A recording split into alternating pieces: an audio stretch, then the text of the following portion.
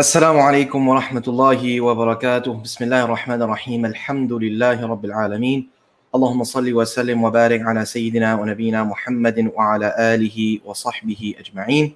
Alhamdulillah, we welcome you all back to our monthly series hosted by the Muslim Youth of St. Louis, known as Fortifying Faith. Last episode we had Sheikh Fahad Taslim, and we talked about doubts and the different types of doubts as an entry point into the series. Today I'm joined with Ustadh Mobeen Vaid, mashallah, from the East Coast. And I know he doesn't like his bio being read out, but I'll share a little bit about him, inshallah. Ustadh Mobeen is actually, it's very interesting how I met him. I didn't even actually know who he was, but I used to read his articles, his posts on medium.com, and then he writes on Facebook. But essentially, he has established himself as I would say one of the authorities here in the West from amongst the Muslims who has studied deeply issues of gender, of sexuality, of modernity, liberalism, secularism, and he's mashallah well read. He's well rooted in the Islamic sciences as well as the relative subjects, and so alhamdulillah, he does great work. This isn't his full-time thing, but I know this is his passion, his hobby. He gives his side time to this. And Ustadh Mobeen came to Karachi, and I saw him on Facebook, and so I sent him a message. And some of the students where I was studying, we went out to meet him. MashaAllah, we had an amazing discussion. We learned a lot from him, and that's how we met. Alhamdulillah. So I had told him, inshallah, I'd invite him to St. Louis, but he's here with us virtually. So, assalamu alaikum, Ustadh Mobeen. Alaikum salam. How is everything on your end? Good, alhamdulillah. Alhamdulillah, no complaints. Alhamdulillah, alhamdulillah. And I know you've done a program earlier today, so you're quite programmed out. Yeah. Yeah, alhamdulillah. So before we get into our discussion, I think I have to give a disclaimer that the nature of the discussion, the questions, everything is going to be explicit. And so if your children are watching, please, if they're of a younger age where they're not exposed to these topics yet, then inshallah ta'ala you can see to that accordingly. If they're of age and they are already talking and asking these questions, then it's inshallah ta'ala a good idea for them to stay, for them to join. And you can go ahead and hit the share and send out the link to your friends and everyone that are there. Inshallah ta'ala they can join in. So to start off our discussion, and what I was talking with Ustadh Mobeen before we started is that generally our discussion on gender and sexuality in Islam, it begins with more of a reactionary response. What is our response to the LGBTQ movement, community, etc.? And I wanted him to start instead talking about our stance, the default Muslim stance, and how Islam views it without necessarily responding to any particular ideology or any particular framework. Bismillah, alhamdulillahi rabbil alameen, salatu wassalam ala ashrafil anbiya wal mursalin Muhammad sallallahu alaihi wasallam wa ala alihi wa sahbihi ajma'in. If it's okay, should I just go ahead and start with the slides perhaps? Yes, inshallah. Okay. Share my screen here. You see okay? Yeah, I think we're good. Okay. So I was going to start by actually providing a little bit of context to the conversation, and then in the next couple of slides, just talking a little bit about Islamic sexual ethics and the norms and terms and categories and concepts that emerge from the Qur'an and Sunnah. So the sexual revolution really becomes a pivotal historical moment, especially in Western society. We're talking about something that really kicked off in the 1960s and continued well into the 70s. The sexual revolution is represented by a rejection of Christian and by extension Abrahamic religious moral norms. And I think this is important. Oftentimes people say, well, Christian moral norms aren't exactly identical to Islam one. Certainly that's true, and there are some important distinctions there. But insofar as we think about what the sexual revolution was revolting against, it was revolting against norms surrounding gender, sex, and sexuality that are largely shared, right? That are largely shared. And so you're talking about the normalizing of premarital sex and the sort of regularizing of that process. You have a number of important and pivotal moments that occur during the sexual revolution. right? And of them is the introduction of the pill. Of the pill, I believe that was introduced in the late 1950s, right? Where that's really, really a seminal moment. So now what you have before that, before the pill, you really didn't have much by way of reliable birth control that people could leverage, right? So now you have a way in which you can enable sex without consequences. And so lots of casual sex begins to take place. You have a sexual economy that gets public, and you have the unraveling of prior sexual norms. You have to realize prior to the sexual revolution, society and Western society as a whole was still very conservative. Even societies that we look at today and countries that we look at in Europe were generally speaking quite conservative, especially by modern standards. Right? It wasn't until the 1960s, in fact, I think 1967, where the written word, right, written pornographic content, things like 50 Shades of Grey and things like that, were actually legalized, right, where you have the legalization of those types of things. At this time, you had a rapid rise in out-of-wedlock births, right? So prior to the 1960s, and really prior to the sexual revolution, statistically speaking, births out of wedlock were under 10%. And in fact, we're still quite rare. If people are familiar with the concept of a shotgun wedding, the shotgun wedding was really a situation where you had a woman who had gotten pregnant out of wedlock, and then the husband was sort of on the hook to get married, because the idea is, hey, you guys are both, you're sort of father and mother, you better bind this together in matrimony, in a matrimonial relationship, in the establishment of a family, and begin sort of like immediately and very quickly getting into this before people pick up on what's going on or what has already taken place. Okay, and so those norms were very, very deeply entrenched and largely uncontested. Okay, people sort of accepted that this was the morality of the world, and this is what was right and what was wrong. In fact, if one goes back and looks at television shows, programs, books prior to that era, one will find that these types of topics weren't spoken about plainly. In fact, there was a lot of euphemism and code that was used to sort of attenuate the explicit nature of these conversations. In fact, in sort of even sort of American society, using the term pregnant was not a common term, right? People would instead use the term expecting, right? She's expecting. They would use that because they didn't want to use the term pregnancy. And in fact, we see that as well in the Sharia, right? Time and again, a variety of terms that end up getting used both in the Qur'an and Sunnah.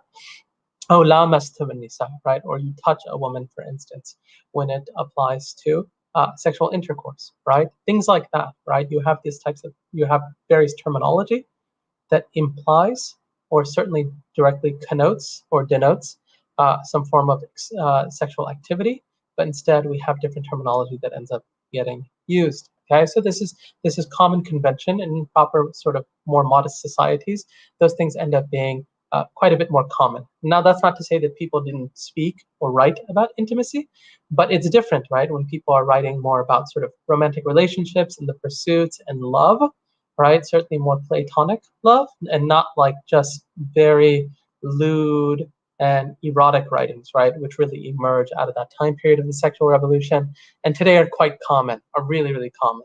In fact, I remember sort of pre-COVID, I've had jobs, at least for the past decade, where I travel a lot, and so I always find myself in airports. And one of the great indications of where society is going sometimes is what's on display in the bookstores in the airports. Because if you're a bookstore in the airport, number one, you're not getting a lot of customers to begin with, right? It's not like people are out there buying a lot of books today, right? Book sales are declining, and if people are going to purchase a book, there has to be a topic or a subject there that's really, really attractive, right? You have to catch people's eye. And it became very common over the last couple of years in an airport to actually see a bookstore that had on display sort of erotic material or really, intensely romantic material, right? The 50 Shades of Grey type of books and literature being at the front of the bookstore, right? In an airport, such that when you're walking by, those are the books you recognize, right? And I remember sort of like even just a couple of years ago, that wasn't the case, right? A lot of the books that you'd run into were more like self-help books, So you'd see a lot of self-help literature that was there. You see a lot of literature like novels and first-hand accounts that were written by millionaires and billionaires, like Secrets of the Rich and Famous and things like that, right? But suddenly you start to see those changes even now of getting worse and worse. When you have the pill now, right, where people can sort of have casual sex beforehand, and then in the early 1970s, you have Roe v. Wade, right, which takes place, and so you have the regularizing of abortion.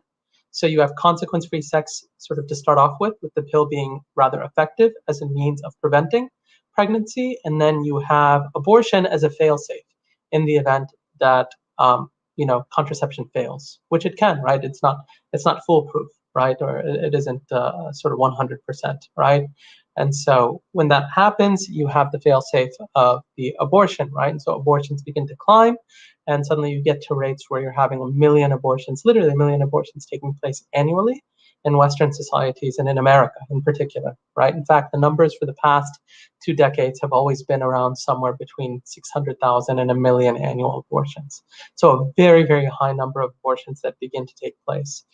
And once all of those things occur, you have a separation of things that used to be very tightly bound together, which is sex, reproduction, and marriage, right?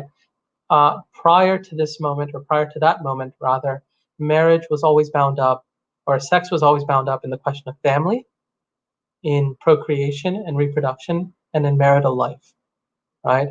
The idea of premarital sex was still, not common, right? It was very common for people to enter into a marital relationship with both of them having been celibate beforehand.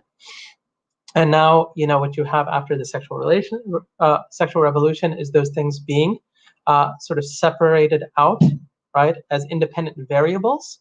And so what happens after that is that sex itself becomes simply about pleasure and the expression of that individual pleasure, and marriage gets redefined largely as a lifestyle choice. Okay? So you have the demise of the actual family itself, and you have huge social dislocations. You have more fatherlessness or delinquent parents, etc. You have fewer children being born, fewer and fewer, right? In fact, that continues apace throughout Western society, and now even non-Western societies, where fertility rates are going down and reproductive rates rather are going down, and fewer people actually having children. And so when this occurs, really the soil, if you will, for homosexuality is then rather fertile, right? And from there, the gay rights, gay liberation movement rides on its coattails. Because if marriage is simply about lifestyle, the idea is, why are you stigmatizing my lifestyle decision, my lifestyle choice? Why is my lifestyle decision wrong and yours right? Why is yours correct and mine? Who are you to get to define marriage? Especially now that marriage has very little to do with procreation and has no necessary relationship to the broader life of the family and the establishment and building of children within the matrimonial context. Okay? When that doesn't happen, you get gay rights that begins to swing up and say, well, our marriages should be considered on par with any other marriage. And what this does is it puts religious believers in a very difficult position, because when you have this new redefined, reconfigured marriage, when you have sex being looked at simply as an item for erotic pleasure, when reproduction is now something that can take place without marriage at all, and now without even sex, right, through in vitro fertilization and other technological means, what happens is, right, the sort of underlying logic of the prohibitions and permissions and the moral schema of faith begins to decline, attenuate, and weaken in such a society. Okay? And so we'll sort of go from there to talking a little bit about the creation of the male and the female, which Allah subhanahu wa ta'ala speaks about many times in the Qur'an. In the book of Allah subhanahu wa ta'ala, throughout it, وَمَا خَلَقَ الذَّكَرُ وَالْأُنثَى. Okay? That Allah subhanahu wa ta'ala in Surah Al-Layl, He says, and by His creation of the male and the female, that He swears by them. This is ma masdariyah. Okay? And Surah Al-Najm, وَأَنَّهُ خَلَقَ الزَّوْجَيْنِ الذَّكَرُ وَالْأُنثَى. That He created the two mates, the male and the female. وَلَيْسَ ذَكَرُ كَالْأُنثَى, and the male is not like the female, very famously in Surah Al-Imran, right? Where Allah subhanahu wa ta'ala informs Maryam alayhi salam that she has been endowed with or rather, her mother, right? Her mother gets the glad tidings of a child, and it's a daughter, which is Maryam, right? Her mother Hannah, right? And so, she says that inni wada'tuha untha, right? That I have been, I've here now conceived a daughter, right? And Allah subhanahu wa ta'ala says, وَلَيْسَ ذَكَرُ كَالْأُنْثَى, right? That the male is not like the female. In Surah Ar-Rum, an ayah that very commonly is recited at weddings, and many of us may be familiar with there, right? Where Allah subhanahu wa ta'ala speaks about marriage. وَمِنْ آيَاتِهِ أَنْ خَلَقَ لَكُم مِّنْ أَنفُسِكُمْ أَزْوَاجًا لِتَسْكُنُوا إِلَيْهَا وَجَعَلَ بَيْنَكُم مَّوَدَّةً وَرَحْمَةً إِنَّ فِي ذَلِكَ لَآيَاتٍ لِقَوْمٍ يَتَفَكَّرُونَ. And of his signs is that he created for you from yourselves mates, that you may find tranquility in them, and he placed between you affection and mercy. Indeed, in that are signs for people who give thought. And in Surah An-Nisa, and this is a verse that is recited quite often in Salat al-Jum'ah, the start of khutbah. The khutbah, يا أيها الناس اتقوا ربكم الذي خلقكم من نفس واحدة وخلق منها زوجها وبث منهما رجالا كثيرا ونساء. O mankind, fear your Lord, who created you from one soul and created from it its mate, and dispersed from both of them many men and women. Many men and women. And so what we get from all of these ayat is a obvious biological complementarity between men and women. Not even biological, but social, familial, cultural. Men and women are intended to complement one another. They work as a symbiotic pair, right? Women have strengths and men have strengths, and they are designed to work in tandem, to work together in a great number of things. And biologically, just to be sort of a bit crude about it, Allah subhanahu wa ta'ala made the sexual act something that occurs between men and women in sort of a natural way, right? The mutual design of their bodies and the reproductive systems, okay? And this is something that does not subsist or obtain in same-sex relationships. Same-sex relationships, you don't have that dynamic existing. It is not a paradigmatically procreative relationship. The heterosexual relationship in the context of marriage absolutely is, and outside of marriage is as well, but certainly marriage brings those stakes to the table and the ethical commitment that is required for the subsisting of a really strong family unit. So the complementarity there is essential, and it is an essential feature of how Allah subhanahu wa ta'ala made us. And he also made us different, that we have different dispositions, that men have masculine traits and women have feminine traits. And this is very important. So, Ustadh, before you go on, it's a relevant question here. Could it be that those ayat are referencing sex and not gender, with gender being the roles individuals are expected to perform? So we'll touch on that inshallah here in a second, but I would say that entire question is loaded with a large number of assumptions about sort of the language of roles, right? And the way in which people sort of, the notion of performativity, which itself is a discourse that really became popular as a result of certain feminist discourses and gender studies discourses that came out of the humanities, right? One of the things that I think is very important for us to recognize is that the Sharia and Allah subhanahu wa ta'ala recognize very deeply the differences between men and women, normatively speaking, and how deep these differences are, right? And the evidence now for this is overwhelming.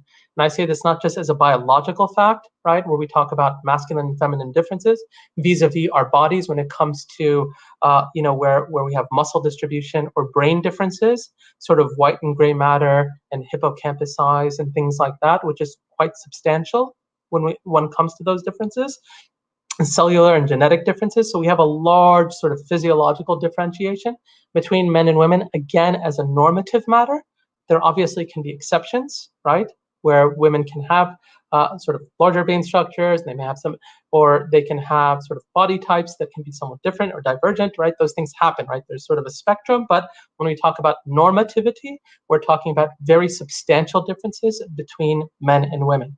And we see this, I think, quite obviously in a large number of domains. One of them where it comes up is sports, just to pick one obvious one, right? If you look at a sport like, I think one of the ones where this comes out perhaps the most is sport like basketball, right?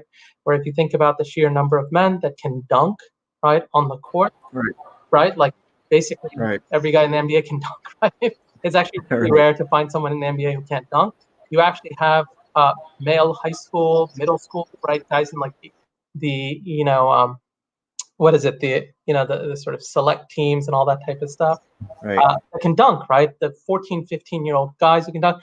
It's very, very exceptionally rare to find a female athlete that can dunk, even very tall ones. And usually when they can, it's simply like barely getting over the rim type of dunk, right? Now that becomes a problem if we're saying that the value of a man and a value of a woman is predicated on their ability to dunk. And we just say, well, dunking is just like, it's a feat in a specific athletic competition, right? There's no necessary value that we have to take away from that. Like it's just biological difference that Allah subhanahu wa ta'ala has created between us, right? But recognizing that is important. And so I'm just saying that the physical differences are in fact quite substantial. And like that, we have behavioral differences. And those behavioral differences are extremely, extremely important as well. When you talk about features of masculinity, you think about things like various forms of male assertiveness, right? And there's quite a bit there, even when it comes to male and female differences in their sociality, right? Where men tend to be a little bit more combative and prone to debating and argumentation in the way that they argue and the way that they differ versus the way that women differ. One of the interesting studies that came out on this, in fact, was conducted by Facebook, where they evaluated posting behavior of men and women, and it's very different, right? Sort of women tend to post a lot more often about themselves, what happened in their day, things about their children, what they were feeling, things like that. Men tend to post more about topics, and they tend to be people who can argue back and forth a lot more. Sometimes you'll see really intense arguments that'll take place. More often than not, those are arguments that occur between men. Now, again, this is a normative thing. There are exceptions, and there are certainly places where women can argue too, where they post about topics and all that happens. It's just saying that, like, when one begins to evaluate the landscape, the fact that men do something more dominantly or more commonly than women, women do certain things more commonly than men, isn't simply an accident, right? It's not that we're just sort of like neutral, right? Like we're not just neutral animals that have been socialized into acting a certain way, but instead that we have very, very deep differences that go down to like literally the roots and that continue to carry up in every single thing that we do and everything that we do. And the Sharia itself not only acknowledges those differences, but in many instances accentuates them. It in fact accentuates differentiation, and it celebrates that difference between men and women. And so this becomes one of the big points of tension, I think, for a lot of Muslims, is when they see differentiation in the Sharia, when they look at fiqh rulings and they say, well, this one's different from women, this one. But the idea is, well, when we understand presumptively that men and women are fundamentally and dispositionally different in their created existence and in their experience of life, in how they are as individuals and as people, as a function of how God created them, and not simply as part of like some role that they've taken on because they were watching like some movies or shows or whatever, right? Our sort of perspective on these issues begins to change quite a bit.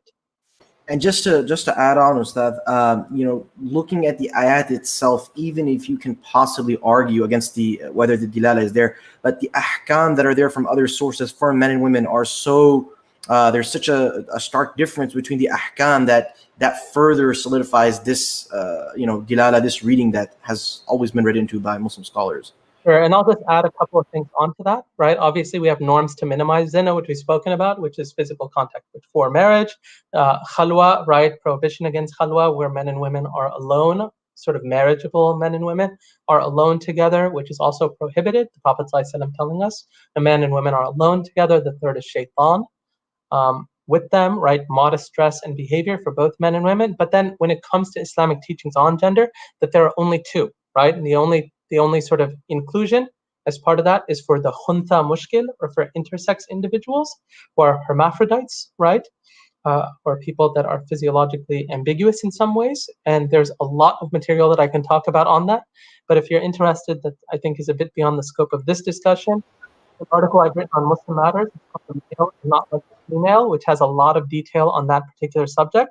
For the question, this is an important point, biological sex and the psychological sort of notion of gender, these two things are not distinguished. Not distinguished. Sex and gender are the same, right? A male is a male, right? And a female is a female, right? There is no differentiation or distinction between those two, whereas in sort of modern Western liberal societies, that distinction is a increasingly pronounced distinction. It's one that people are trying to draw apart more and more to show that gender and sex actually don't have any direct relationship or correlation. And the only reason they seem to us is because people are basically performing in a particular way, and they're performing in that way because that's what society is effectively teaching them to do. And we can actually completely change those things, because what happens is gender is seen as being malleable, right? We can completely manipulate how men behave and women behave, such that, you know, what our concept of men and women are can be completely overhauled and overturned, right? Like, this is just like, it's just clay or plastic, and I can reform it however I want, right? And in fact, we have a hadith in the Sunnah of the Prophet ﷺ, where the Prophet ﷺ curses the man who effectively, meaning imitates, right, in sort of a deliberate way, the opposite sex, which is forbidden, and specifically in things like dress and affectations, meaning walking or talking like the opposite sex, especially for men to walk and talk like a woman deliberately. The scholars made sort of a carve out for a man who does this, whose sort of walk is naturally like that, or his voice is naturally like that. They'd say there's no blame on such a person. But if a person is sort of going out of their way to sort of walk that way or talk like that, then it becomes something that's blameworthy and sinful. When it comes to gender transitioning, which is basically all I'm going to talk about here for transgenderism, is that that's not recognized, and sex change surgery, sex reassignment procedures are strictly prohibited. And inshallah ta'ala, I have a lengthier article that should be coming out on this particular issue, hopefully soon, bismillah, on Muslim matters, so look out for that. Any additional questions? I think so. Okay, so I think this is a bit of a pushback here, but I'll put it out here. So the behavioral traits that you talked about dunking, talked about physical and all those. Sure. What would you argue back when you read into that as being those are created by the very expectations that society from birth that happen? So how can you effectively distinguish between the two and say that it's not assigned at birth and then, you know, via environments? So you're saying that the reason that men don't social expectation?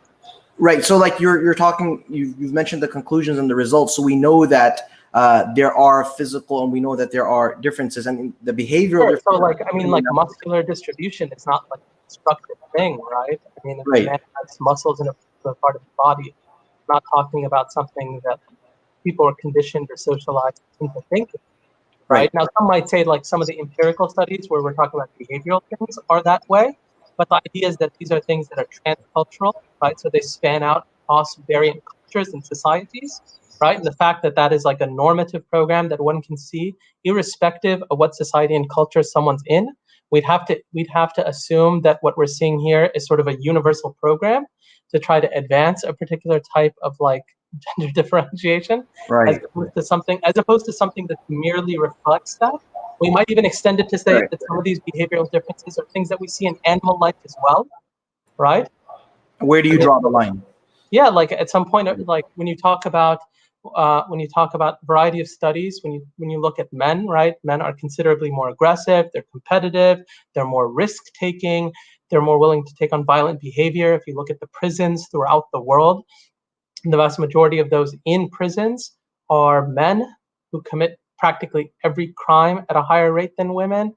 Men are sexually much more promiscuous. Testosterone, and what testosterone leads to when a person thinks about sort of levels of confidence, status assertion, risk-taking, all of those things are tightly bound together. I mean, this is the number of studies that have been done on this from people throughout the world and that have been exhibited this are, you know, I think sort of beyond the degree of impeachability, right? And the fact is that we see the same thing, like I said, in animal life. The more aggressive, assertive animals, in fact, have higher levels of testosterone as well. So when you talk about like the actual direct connection and correlation between these two, they're quite significant as well. And so, you know, you have, and in fact, one of the things that's quite interesting about this is something that they refer to as the Nordic paradox. That's something you can look up as well, where you have like the Scandinavian regions, which are often praised. And the Scandinavian countries are often praised for the reason that they're looked at as being more gender egalitarian, right, and gender equal. And so they have all sorts of legislation that's in place that is designed to promote things like women in STEM fields and STEM occupations, right, that promotes women in career-oriented and career success so they can flourish in sort of the wage labor of a capital economy, right? All those things are in place. And yet in Scandinavian countries, what you find are women who actually end up, you find male and female differences to be more acute and significant than in even places like the United States, where those laws don't exist, right? And that's why they refer to it as a paradox, because the idea is, in spite of their having passed all of these laws and pushed all of these things, what happens is the gender differentiation increased rather than decreased, right? Right. I think that covers it well. So the majority of the questions pouring in now are about homosexuality and Islam. Sure. That the Muslim, that is, do you want to tackle it from that perspective, a Muslim who is dealing with that, or do you want to kind of Well, do let's start by sort of reviewing the ayat, which I think are right, because when we just start talking about like the subjective experiences of the individual, although that's important, what we as Muslims obviously have to do is begin by start evaluating revelation and revelatory command and how Allah subhanahu wa ta'ala instructed us to live as individuals, right? And so throughout the Quran, Allah subhanahu wa ta'ala tells us about the Lut alayhi salam and Qawm Lut, the people of Lut. And time and again, there's sort of emblematic sin that Allah subhanahu wa ta'ala highlights throughout the Quran, right? إِنَّكُمْ لَتَأْتُونَ الرِّجَالَ شَهْوَةً مِّن دُونِ النِّسَاءِ, that you come to other men, right, lustfully instead of women, right? And that Allah subhanahu wa ta'ala describes this as a transgression, as a sexual transgression, okay? And we see this throughout the Quran where many of these verses are mentioned. Now, the shahwa itself, when it comes to sort of the sexual desire, is described by Allah subhanahu wa ta'ala and by the Prophet sallallahu alaihi wasallam as one of the most difficult things that we have to deal with as individuals and wrestle with. That the restraining of that desire is one of the single most important things that a believer has to govern and live with in this world. In this world. Time and again, Allah subhanahu wa ta'ala, when He describes the characteristic of the believers, He says, وَالَّذِينَ هُمْ لِفُرُوجِهِمْ حَافِظُونَ, that they're those who preserve their sort of chastity, that they live chaste lives, right? And the Prophet ﷺ warned especially men about this. But we have a hadith where the Prophet ﷺ tells us that paradise Jannah, حُفَّةَ الْجَنَّةِ بِالْمَكَارِهِ, that paradise is surrounded by hardships and difficulties.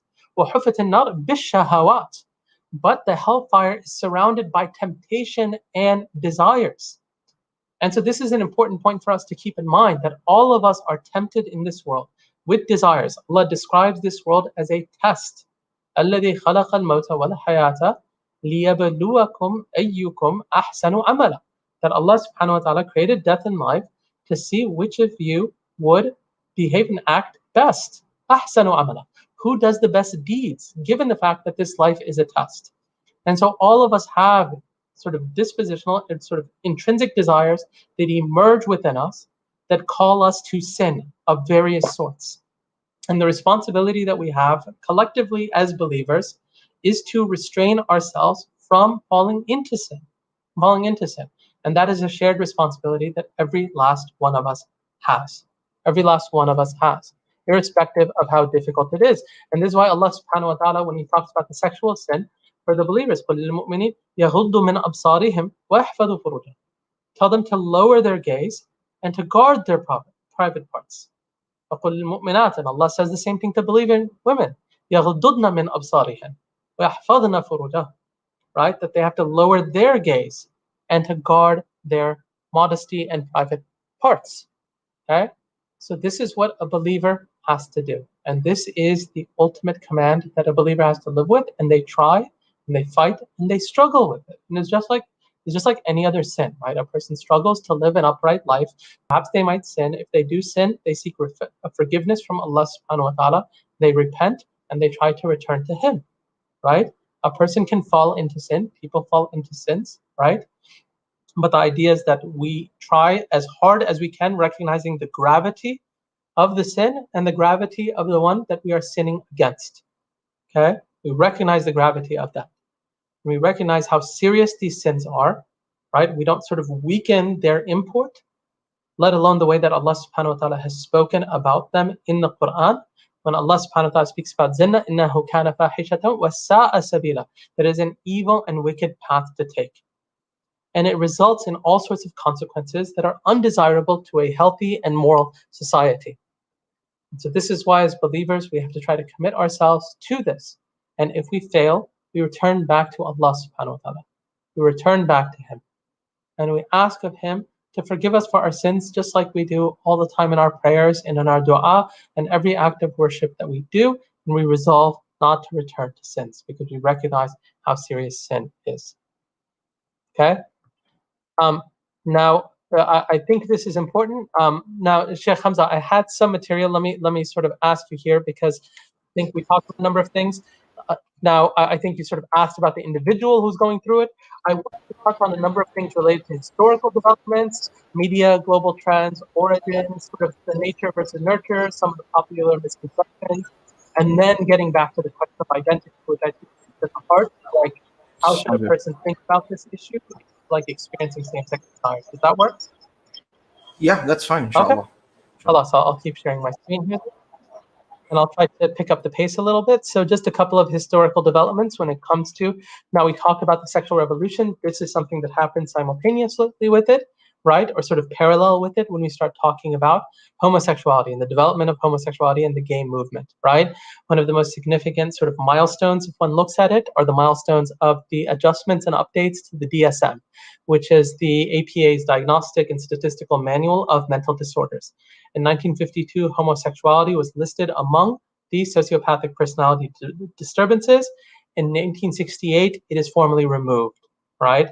And it is, prior to that, it was a sexual deviation, right? And now the only problem is when it is incompatible with the sense of self.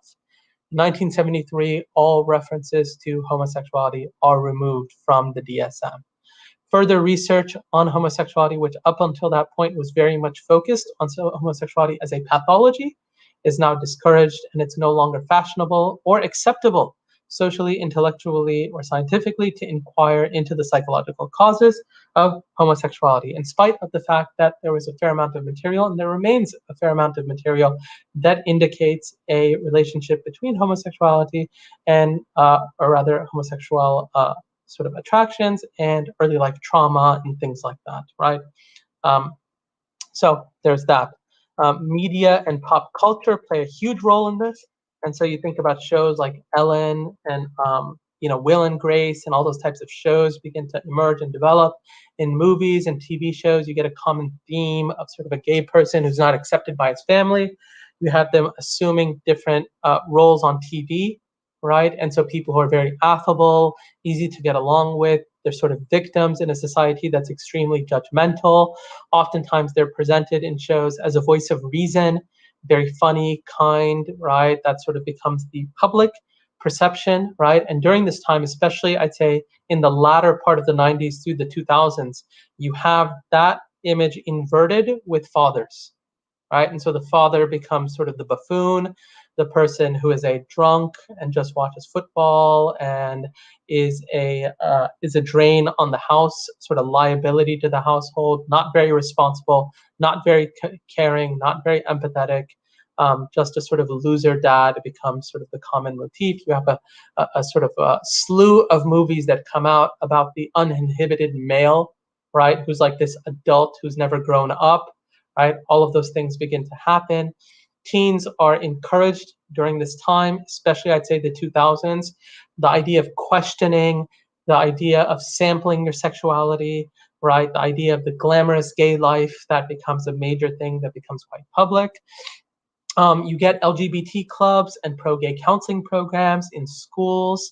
Coming out of the closet becomes this big celebrated experience, right? And so all of these things sort of carry with them forms of approval, of in-group belonging, right? And then easy access, obviously, to gay pornography, hookup apps, and all of these are really part and parcel of this whole movement. Global trends respond to this. So when one looks at empirical studies, you have 48% of 13 to 20-year-olds that identify as exclusively heterosexual, right? where when you think about that, that means over half of 13 to 20-year-olds identify as something else, right?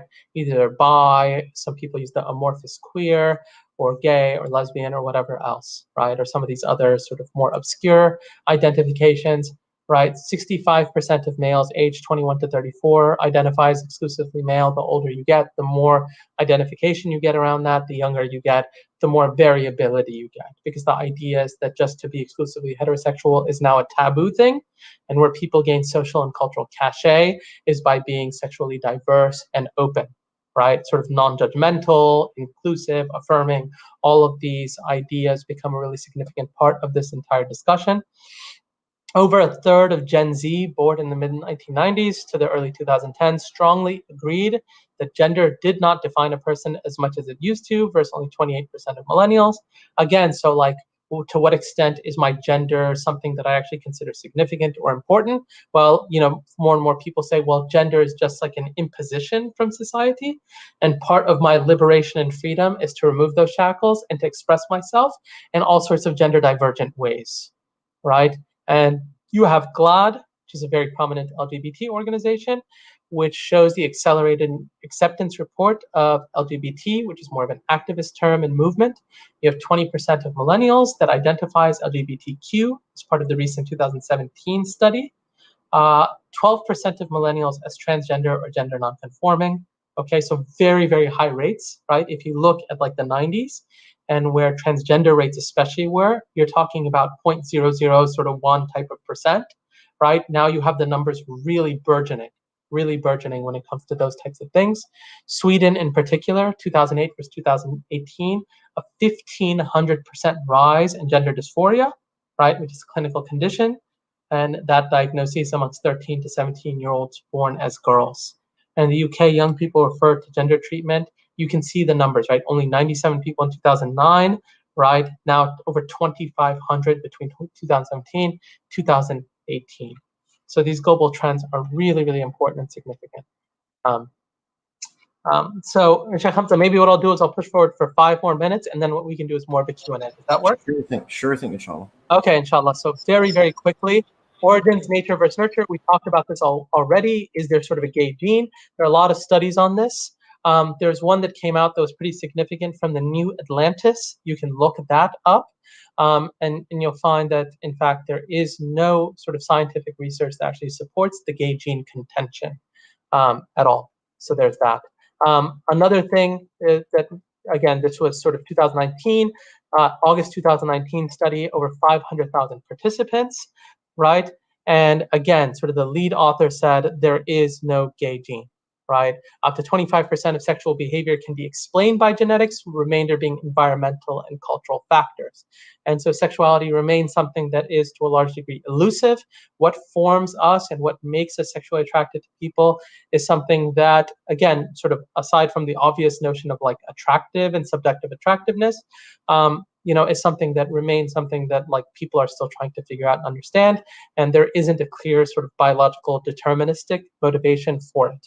Okay, certainly not something supported, right? And so today there's sort of combination that many people say of biological, developmental, and environmental influences, right? Environmental influences. And so I won't spend too much time on this. And so there is a lot of popular misinformation, right? Sexual orientation being biologically determined, right? Again, that is a point that is not sort of scientifically supported, that sexual orientation is a natural variant like eye color, like skin color, like hair color. It's just like anything else. And so if a person looks at a person's sort of orientation differently, then what they're doing is actually being discriminatory in the exact same way, right? One of the other contentions is that every culture and society throughout history has accepted homosexuality. Ours is the only homophobic society. That is completely baseless. There's very little, I should say, historical evidence to support that. The idea that prior societies, especially tribes and more sort of rudimentary, right, tribal Aboriginal societies have incorporated or integrated into their tribal practice some degree of homosexual act or behavior, sometimes initiation rituals and things like that. Some of them certainly have that. The idea that someone had like a gay identity or a lesbian identity in that way is very, very novel, very novel. Animals, you'll hear this a lot with appeals to naturalism, where people start talking about animal life. Animals, we don't actually have animals that are like lifelong homosexual. You may have animals that sort of act out in some behavioral ways, but the idea that they're sort of like dispositionally and they're only attracted, this is exceedingly rare, if not non-existent, in the animal life. And so even that, right? So there are a lot of popular misconceptions. Data on physical and mental health, important things to keep in mind when you start talking about the type of consequences and side effects of lifestyles that are grounded in this.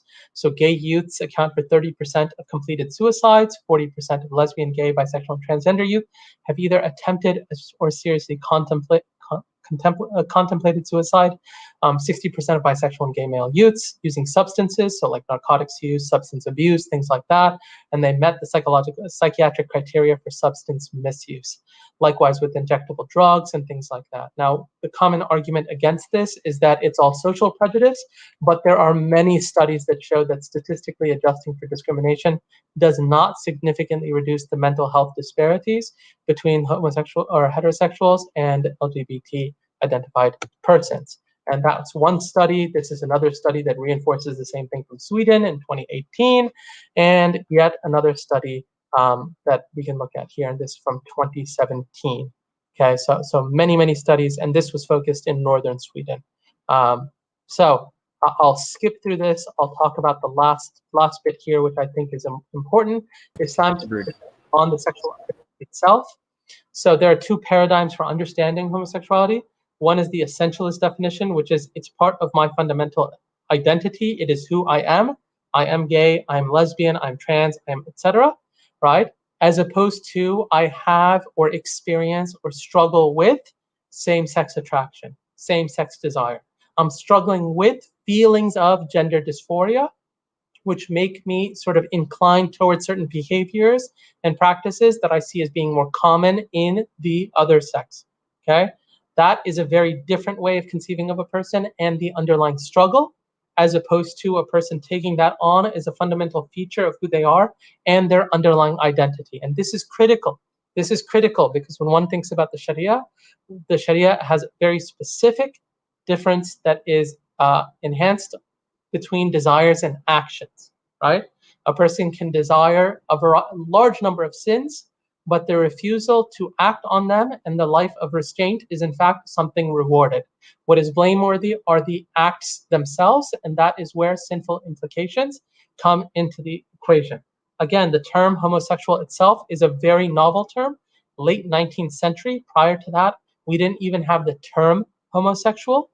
The Islamic terminology itself and the type of terminology we should use here are the feelings and desires that people have and they experience. So a person is experiencing same-sex attractions, same-sex desires. Well, people experience opposite-sex attractions, opposite-sex desires, and both of them have moral guidelines as to how they're supposed to respond to that through restraint and governing themselves and living a life of discipline. And again, that's chastity is a imperative that applies to all human beings. When this transforms into something of a identity, then as we said before, there's social, cultural, political, all sorts of effects come into play. And what happens when we starting from the point of the identity, we start talking about all of the identity implications, and then the morality of the Sharia sort of has to get inquired about. And there's a type of inquisition at play, right? It is being cross-examined, it is being confronted, it is being accused of all sorts of nefarious and ill-motive things. And so a person begins to go and see their own faith and their own belief through very negative terms, as opposed to foregrounding that and recognizing that who we are as individuals, as people, with our purpose in life is to worship Allah, right? Allah subhanahu wa ta'ala says, وَمَا خَلَقْتُ الْجِنَّ وَالْإِنسَ إِلَّا لِيَعْبُدُونَ, that I have not created jinn and man except to worship me. That our purpose in life is worshiping Allah subhanahu wa ta'ala. Our objective in this world is to receive the mercy of Allah subhanahu wa ta'ala in the hereafter, and to try to do so by living in accordance with His instruction. We recognize that Allah subhanahu wa ta'ala has created us and He's endowed us with a variety of feelings, and He's given us much by way of blessings and benefit in our lives, and He's also provided us a large number of tests And those tests at times can be extremely difficult tests for all of us. And those are tests that we should be very sympathetic and supportive of, insofar as we're all working to overcome those tests in this world, right? We're all coming to overcome the tests that we have in our lives. We are attempting as we can to try to live a life of piety and taqwa. And so I will stop there. I have a lot more material that I prepared, but I think perhaps this is a good point at which we can stop. I have some resources I'll come back to. Maybe I'll point to them at the end, inshallah ta'ala. Because I think those are some good resources that people can draw on via Jazakumullah khairan. So I think you covered, I think, the gist of it, but a few kind of side questions, and I know we don't have enough time and these require sessions on their own. The first question, there's a number of these, I'll summarize it here, is about political alliances, standing with people when they are talking about basic human rights or working in any capacity with members of the LGBTQ community. How should we as Muslims be handling that? Yeah, no, so I've written a fair amount on this itself. There's actually a speech that I gave that I would actually direct people to. It's a speech that was given at the East Plano Islamic Center, the Epic Masjid. If you type Mobeen Vaid LGBT on YouTube, you should find the lecture. And I think the whole lecture is actually focused. I think it's called The Slippery Slope of Political Engagement. The Slippery Slope of Political Engagement, where I talk about that. I'll just mention a few cursory ideas here, right? Number one, I think the sort of standing alongside Muslims, a bit overstated, right? But I'll say that even if they stand by Muslims, they stand by Muslims in things that don't violate their underlying beliefs, right? That they're not standing alongside Muslims in things that contradict their beliefs and their community's ideas and fundamental definition. And so the idea that we should do a sort of quid pro quo and standing by them in things that are violative in front of Allah subhanahu wa ta'ala and sit in our transgressions as explicitly laid out in the Qur'an and Sunnah is completely incoherent, right? And is the type of compromise that I think is extremely fraught, right? If other people are standing alongside you, okay, right? It doesn't necessarily mean that you have to reciprocate that, right? Even if they are giving like a very fulsome degree of support, right? It does not obligate anything on you at all, right? And that type of logic, if it's just, hey, what if tomorrow like Zionists again begin supporting us for certain things, we're going to suddenly turn around and start supporting Zionists in their struggle against Palestinians? Like at some point, a person has to have an underlying moral rubric that guides their political decisions, and that people begin to participate as human beings that have integrity, right? And morals and ethics and values that guide how they behave, and not this sort of Machiavellian liberal one-upping, right? Whether it's liberal or conservative, but this sort of political one-upping in the pursuit of power, right? And certainly not this sort of more amorphous coalition alliance building, which I think, at least today is quite demanding and exacting insofar as it expects on people very, very thoroughgoing forms of support for them, such that now, Muslims don't just like come out in support of the LGBT movement. Many Muslims go above and beyond, and even things that are quite problematic when one listens to the type of things many Muslims say as part of their sort of politics and activism work. So just to kind of push back a little bit, as if the organization is particularly having a march, or there something is happening where it's explicitly in support of something that is impermissible, that's understood. What if it's not something that's particularly impermissible? It's a general march for the border issue, or so many of the other issues politically that you're working with. How do you suggest that Muslim activists and Muslim organizations, they position themselves on those particular issues? Well, I think that people, obviously, if this is number one, I think people should sort of, I'll just give a number of thoughts, and I'll say the first one, not to sort of dismiss or trivialize this work. I'm simply saying this to suggest that much of this work, I think people can place a huge emphasis on, which it's important to be active. It's important to get out there, but it's also important to recognize and be brutally honest about the fact that some of these marches and activities don't necessarily have the sort of effect of changing public policy that people seem to think that it does. It's not like public opinion is being rapidly changed through some of these like really obscure small marches or whatever else is going on, right? So I would say that as sort of a starting point. I'd say in addition to that, a person has to have a sort of a sense of, okay, what are the types of coalitions that I'm willing to participate in, and how are they going to get formed, right? And I think people should bring to the table their values and commitments and recognize that there are certain groups whose core defining features are simply too objectionable for us to sort of just hold hand in hand and march with and just overlook. Like if someone were to tell me today that here's like the Zionist group that wants to march with us to help counteract like Islamophobia somewhere, I'd say no, because this is a group whose fundamental feature is a usurping of land from our Palestinian brothers and sisters and actively oppressing them in a sustained capacity, right? And if someone told me, okay, here's like an LGBT group that wants to stand with us, they can do something on their own, right? They can do something on their own. We're not going to stand with them because the fundamental feature, the defining part of their identity, is something that is drawn on actions that are transgressions in front of Allah subhanahu wa ta'ala. And Allah speaks of it time and again in the Qur'an in the most serious of terms. In the most serious of terms.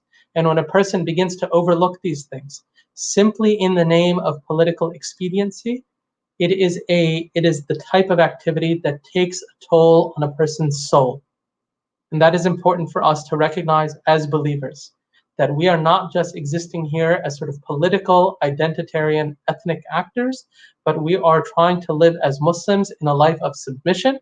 And we recognize that this world and what sort of the consequences are for us when we take certain decisions and make certain decisions are not just the toll that it takes sort of in this calculus of like, you know, what's gonna give us like some good PR, but also what are the spiritual implications to this on us, on our souls, on our hearts, right? What type of message is this communicating at a moment when the LGBT movement has become more aggressive than ever before, especially in targeting children and young children, right? I mean, you think about something like transgenderism, which, you know, puberty suppression medication is very common as part of the transition process for adolescent children. And now there are studies that show that puberty suppressing medication, when applied and given to children, actually completely stifles their bone development. And so they are now at risk for a life of, very early onset osteoporosis and bone fracturing, so brittle bones as a result of the fact that they're taking this medication, right? I mean, you're talking about serious, serious lifelong consequences that come as a result of this and the way it's being pushed, and it's being pushed everywhere, right? Cartoon Network had something up the other day on Instagram. You look at Disney, SpongeBob, right? These are things that target young children, okay? And when something has become that aggressive in its public persona and its activist and political intent and social and cultural intent, that every single day it is trying to indoctrinate, right, and evangelize towards children and towards religious communities to get them to bend, if not break, then you have to ask yourself, on what terms are you just going to ignore all of that and just say, okay, we're just going to be like friendly and fun and all of that, right? Now, obviously, the individual person that you might run into who's like a coworker or someone in real life, you're not going to like immediately have to like harbor all sorts of hostilities and behave in really belligerent ways towards them, right? You treat people good, right, and justly and all of that, right? But the idea that the sin itself is not a grievous sin in front of Allah subhanahu wa ta'ala is obviously something that we cannot countenance, and it's something that we have to uphold, is the moral obligations and the morality that Allah subhanahu wa ta'ala expresses in the Qur'an. And this is not something that we have any difference of opinion on. When we talk about the prohibition of sex, there's no sect or group or movement that has ever claimed Islam that has said that it's permissible for two men or two women to engage in sexual acts, ever in the history of Islam.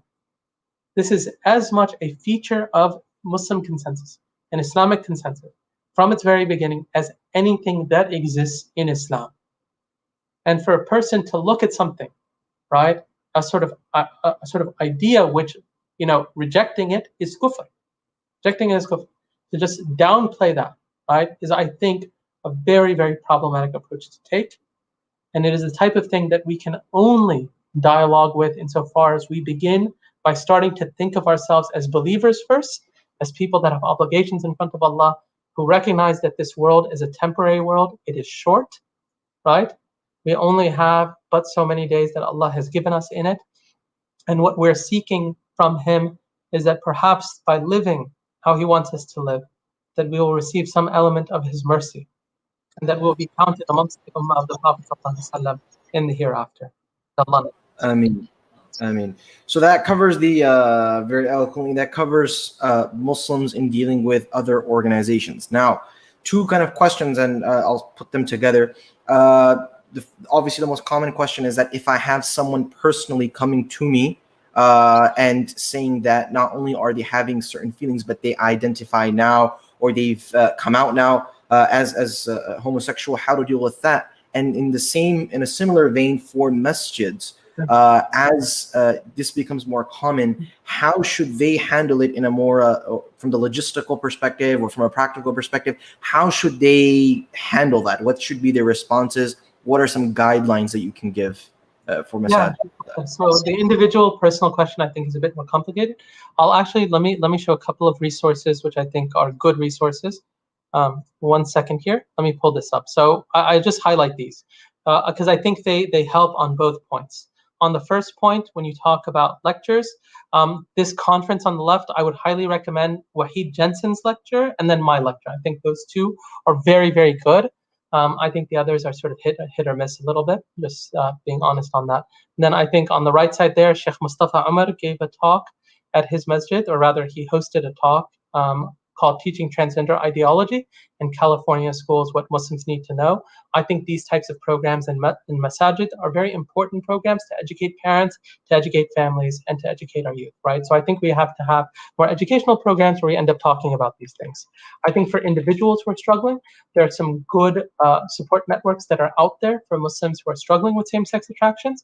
There's one group that's called straightstruggle.com, and people can sign up for that.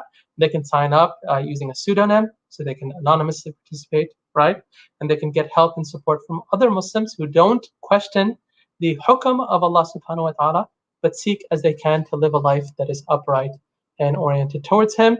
And then this is another group that's based out of the UK, which is called Strong Support, so strongsupport.co.uk, again, for Muslims experiencing unwanted same-sex lust. And I think there's some good resources out there that can be both.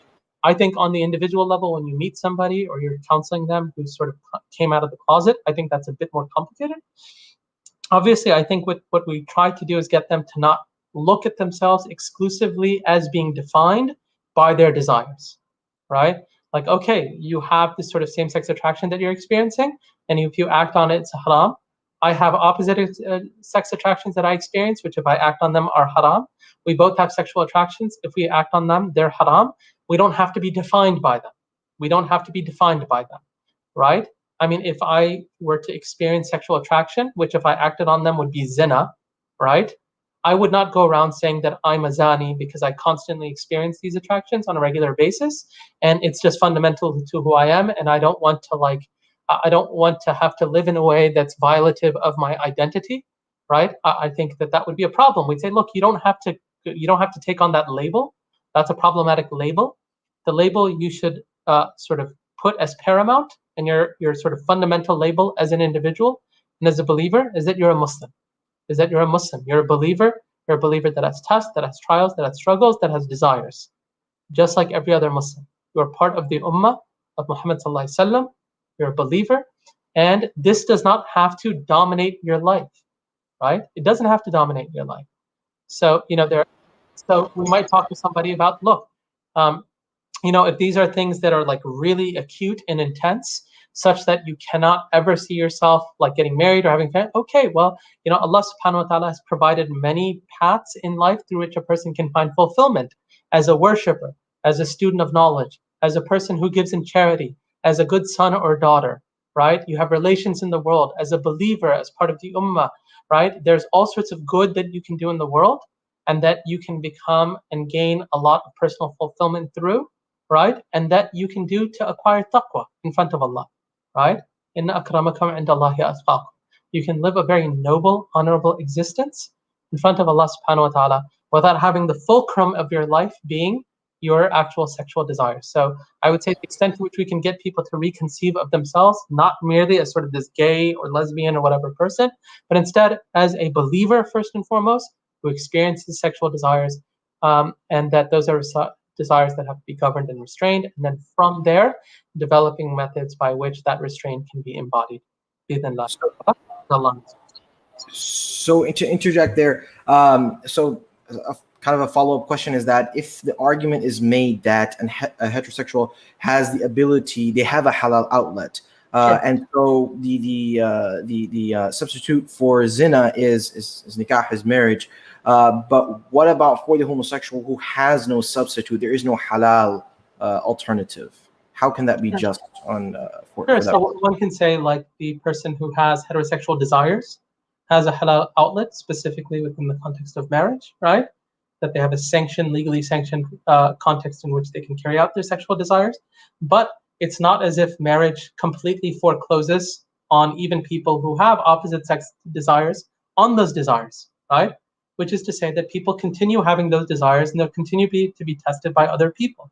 Anyone who's married knows that marriage itself is not like a catch-all cure for the problem of really intense sexual desires for other people, right?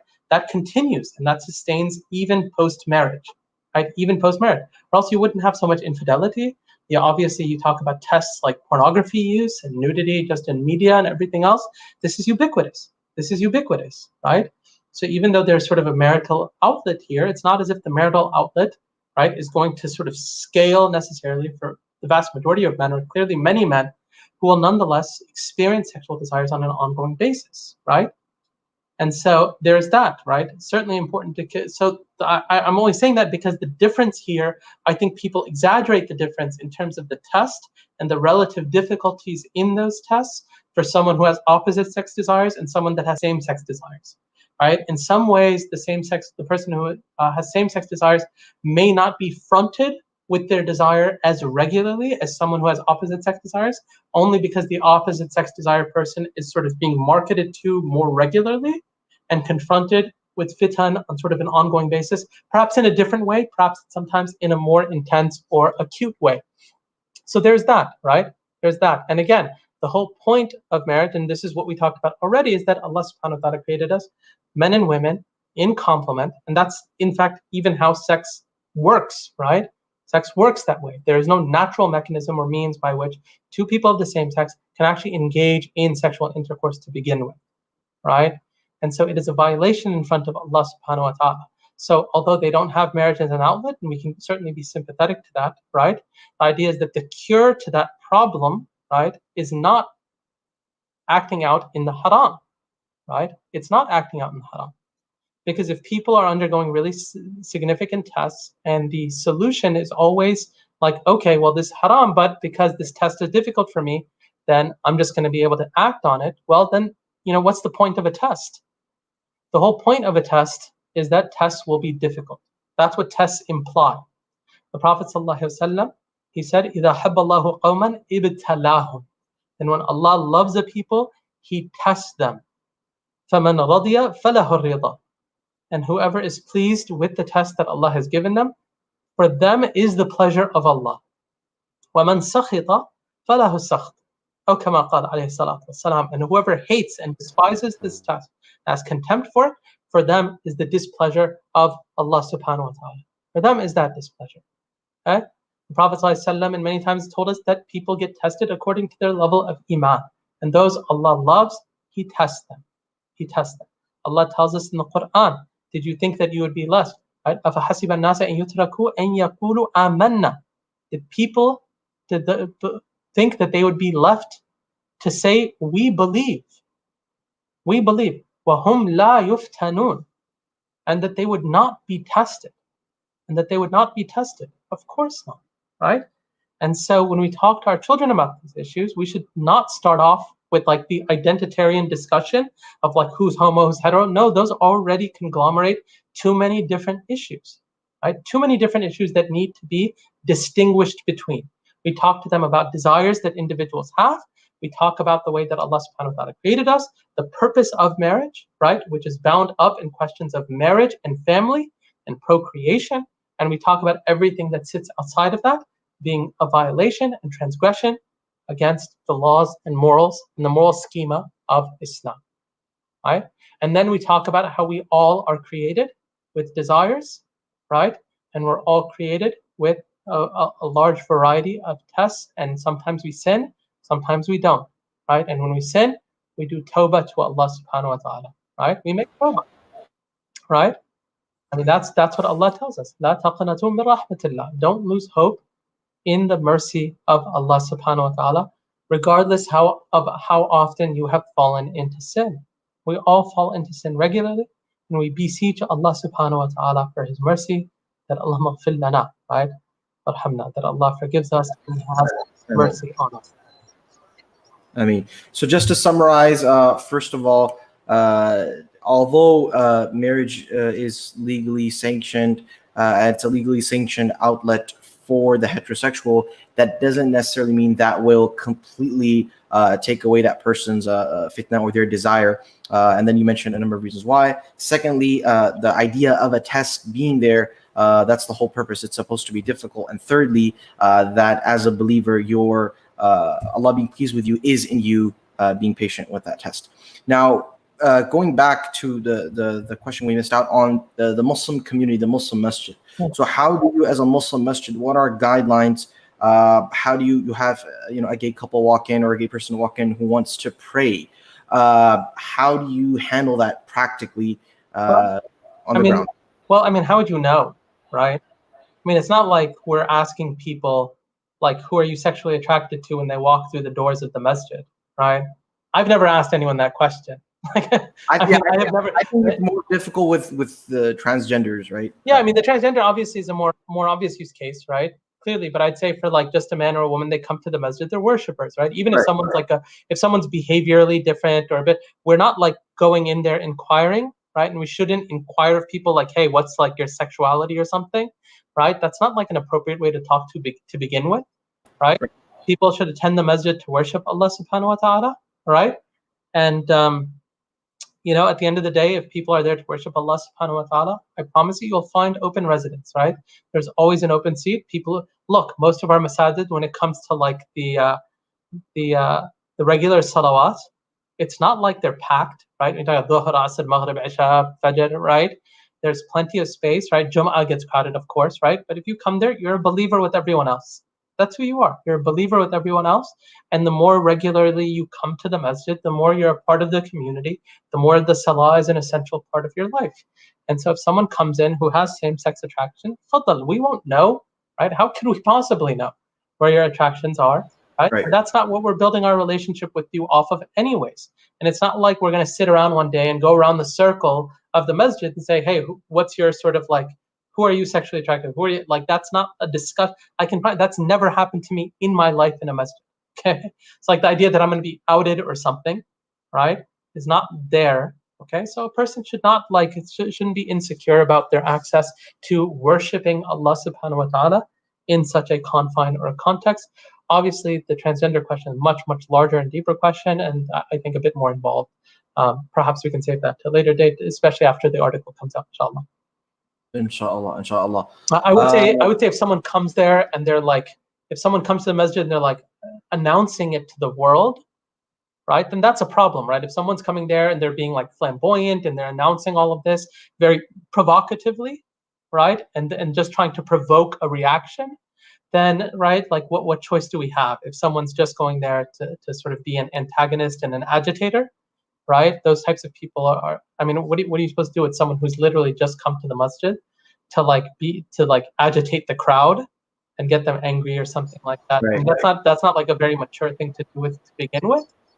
And perhaps someone like that, again, we sort of deal with it on a case-by-case basis. Perhaps that person can be reasoned with, like to take them to a room, to calm down, talk to them, this and that. Or perhaps like if they're just going to be like intransigent and intractable and like have a sit-in or something, and what choice do you have other than trying to remove them from the facility, right? and not like physically, but you call the authorities or whatever you have to do, which inshallah none of us have to deal with those types of situations, but who knows these days with like protest movements and all that, right? Right. Right. Inshallah.